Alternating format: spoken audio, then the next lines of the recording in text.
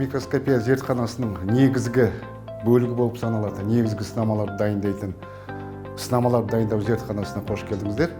Енді бұл өз кезегінде микрометрлік, нанометрлік деңгейдегі организмдердің, болмаса жасушалардың микро әлеміне саяхатымызды онда бастайық. Қазір менің қасымдағы біздің зертхананың ғылыми қызметкері ультрамикротон деп аталатын құрылғыда 50, 60, 70 нанометрлік жіңішке ультра кескінді кесумен айналысып жатыр. Негізі бір қарағанда оңай болып көрінетін процесс өз кезегінде ұзақта және өте күрделі кезеңдерден өтеді. Мысалы, бір аптадан 2 апта 10 күнге дейін созылуы мүмкін. Ең негізгісі ол материалды алу. Біз кез келген материалды алған кезде өсімдік болсын, болмаса өсімдік клеткасы болсын, жануар клеткасы болмаса, микроорганизм болсын, біз оны не істеуіміз керек? Қатыруымыз керек. Оны фиксация деп аталады. Егер біз дер кезегінде фиксацияны қатыруды жүргізбесек, ішінде коагуляция деген құбылыс жүреді. Коагуляция дегеніміз жиырылып қалу. Ішіндегі клетканың ішіне бүкіл заттың бәрі жиырылып қалады да, біз оның ішінен екенін зерттей көре алмай қаламыз. Бізге сол мезетте ішіндегі жүріп жатқан процестер тоқтап, сол өмір тіршілік ету кезеңіндегі жағдайға, нативті жағдай дейді. Соған жағдай ретінде қатырып қалуымыз керек. Оған бірден аламыз да неше түрлі фиксаторлар бар. Соның ішінде біз негізінен глутаральдегид және осмий тетраоксин қолданамыз. Глутаральдегид өз кезегінде белокты қатыратын болса, окситетраоксин өз кезегінде липидтерді қатырады. Сөйтіп барып оларды кезек-кезек қатырып алғаннан кейін біз оларды сусыздандырамыз. Сусыздандыру не үшін? Ол бізге құрғақ күйде керек. Ылғал объектіні біз зерттеп қарай алмаймыз. Оны сусындау үшін спирттің 5-6 концентрациясын дайындайды. Мысалы 50% болады, 60%, 70, 80, 96, одан кейін абсолютті спирт деген болады. Біз ең төмен концентрациясынан дайындаймыз. Егер бірден жоғары концентрациясы неге салмайды деген сұрақ болса, жоғары концентрацияға бірден салатын болсақ, ана спирт өз кезегінде суды өте қатты өзіне сіңіріп алады да, қайтадан деформация жүреді. Клетканың ішінде өзгерістер болып жиырып қалуы мүмкін. Сондықтан ол болмау үшін біз төменгі концентрациясына бастаймыз. Одан кейін жаңағы сусыздандыру жасап болғаннан кейін ары қарата біз оларды қайтадан 150 спирт ацетонмен, одан кейін таза ацетонмен сусындандыру бітіреміз. Ол жаңағы құрғатып сусындандыру біткеннен кейін оларды біз арнайы смалаға құюымыз керек. Электрон микроскопияға құю үшін біз арнайы смалаларды дайындаймыз.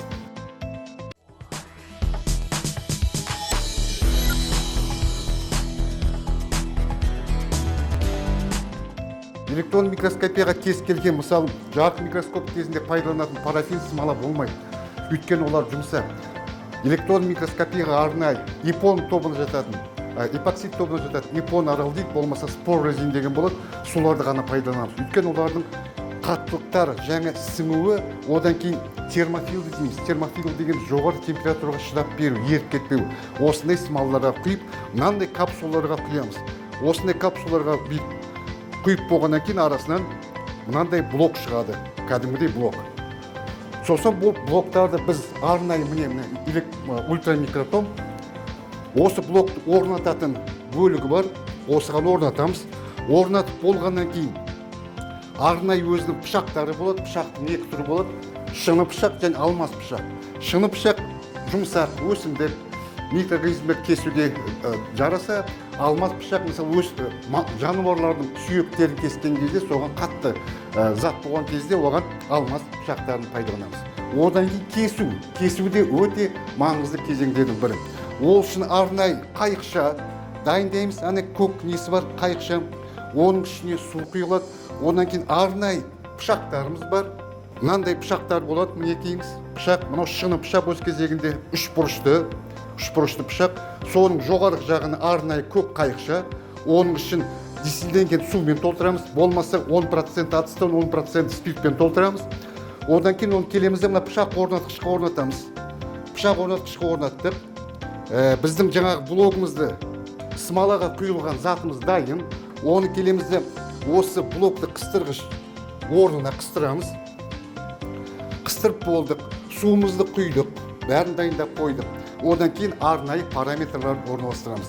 Өз кезегінде қаншалықты смала қатты болса, жылдамдық соншалықты аз болу керек. 50, 60, 70, 80 нанометр өте жіңішке оларды кескен кезде егер беттеріне жарықшақ зат түсіп қалса, өз кезегінде соңғы нәтиже біз дұрыс нәтиже ала алмаймыз.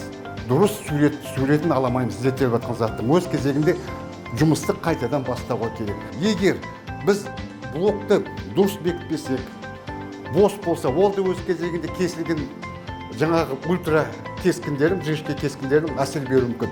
Одан кейін иілу, пышақтың иілу несі бар, бұрышы бар, 45 градус шамасында болу керек. Егер одан төмен жоғары болып кетсе, қайтадан кесілу әсеріне әсер береді. Ғылыми қызметкеріміз жасап жатқан сияқты кесіндер алдық, бірақ енді дұрыс кесіндерін біз қайдан білеміз? Бізге айттық 60, 80, 90-ның арасында кесінді керек деді.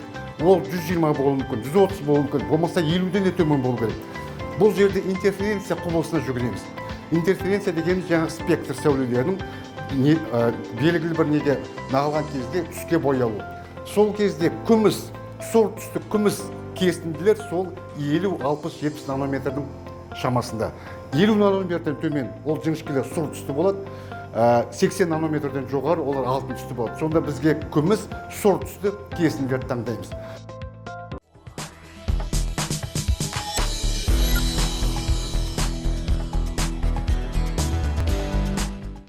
Бұл да ең маңызды жұмыс. Судың бетінде жаңағы кесінділер қаптап тұрады. Не тізбек ретінде, не бір-біртіндеп бөлініп. Енді олар бөлу үшін арнайы пинцет, одан кейін арнайы мынандай мыс торшалар болады. Мыс торшалар.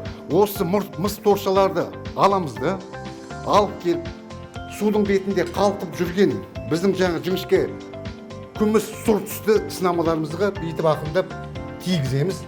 Екінші әдіс болмаса судың астына батырып алып, астына кеп көтеріп аламыз. Көтеріп аламыз да фильтріп алдық қағаздың үстіне қойып, кептіріп аламыз. Кептіріп алдық. Кептіріп алғаннан кейін енді оларды бояу. Микроскопта зерттелетін сынамалардың бәрі монохромды. Монохромды деген түсі бірдей. Біз айыра алмаймыз. Сондықтан оларды бояйды. Тығыздығы бойынша олар бойылған кезде жаңағы контраст бір-біріне контраст береді. Ішіндегі органоидтарды ажырата аламыз. Цитоплазма қайда, Гольджи қайда, митохондрия қайда деген сияқты, ядросы қайда, соны ажырата аламыз. Оларды бояу үшін арнайы ауыр металдардың тұздары болады. Ол жаңағы фосфор, вольфрам қышқылы болсын, болмаса уранил ацетат болсын, болмаса қорғасын тұзы болсын. Осылармен бояймыз. Бояп болғаннан кейін олардың бәрін буферде чайқаймыз, кептіреміз. Кептіріп болғаннан кейін, чайқап болғаннан кейін мыс торшалардың бетіндегі орналасқан заттарды ең соңғы процесс біз көргенде сәуле өткізгіш электрон микроскопқа апарып, соңғы результатты содан аламыз. Жалпы процесс өз кезегінде енді жұмыстың несіне де байланысты болады, күрделілігіне, өйткені әр объектпен істеу әр түрлі, бір аптадан 10 күнге дейін созылуы мүмкін.